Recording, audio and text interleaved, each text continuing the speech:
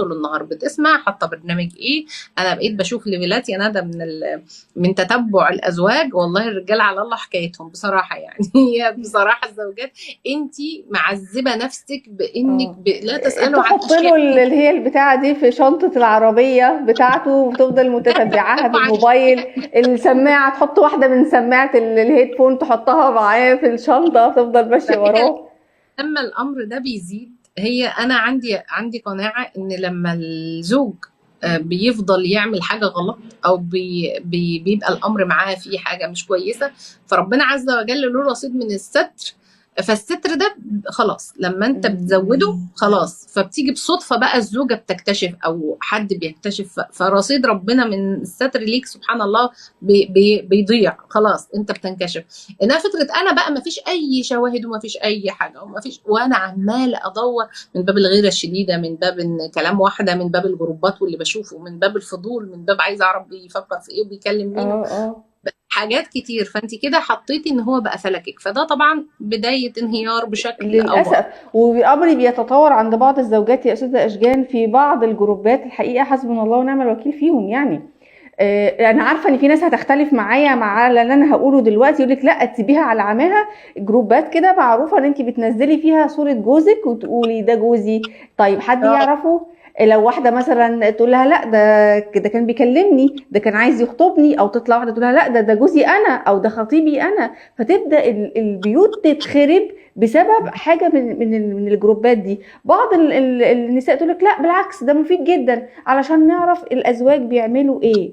طيب هو اصلا الحياه بالشكل ده دي تبقى حياه؟ لما انت تبقي مش واثقه في زوجك وتروحي تحطي صورته على جروب عشان تعرفي هو علاقاته متعدده ولا لا، انت كده اصلا هتامني الحياه معاه؟ طب لما يطلع بريء شكلك ايه قدام الجروب لما صورته انتشرت كده وسط الناس ووسط النساء؟ هي الفكرة إن الناس دوافعها بتبقى مختلفة، بس النتائج واحدة. يعني إيه؟ يعني أنا فاقدة الثقة وبزود فرص الشك، وبحط جوزي محط أنظار الأخريات بشكل كبير جدا. فزي ما أنت بتقولي، يعني فكرة أنا ماذا بعد؟ يعني واحدة كانت بتقول لي بتتبع وبعمل وحاطة جهاز إيه أنت عايز توصلي لإيه؟ إن هو متجوز عليكي، ولا إن هو لا قدر الله بيخون، ولا إن هو ايه عايز توصلي لايه؟ لا عايزه اعرف تحركاته، انا شاكه انه متجوز، انا شاكه انه كذا. طب ما هي الفتره دي فكره الشك دي ما ينفعش ان انا اقعد ادور لحد ما اوصل لحاجه. طب بعد ما وصلت لها انت عرفتي ان جوزك متجوز. يعني واحده بتقول لي انا اول امبارح بتقول لي انا صعدت وواجهته وقال لي اه متجوز واعلى ما في خليك اركبيه. هنا بقى نورت كده، اعمل ايه؟ يعني اتطلق؟ انا مش هينفع اتطلق، انا في رقبتي خمسه. طب ايه اسيب البيت؟ انا اهلي مش يعني مش هيدعموني في الطلاق. فهي طلعت وما عرفتش تنزل بقى خلاص. فهو حصل ايه؟ خلاص مش انت عرفتي؟ ايوه انا بقى ايام وهنا ايام.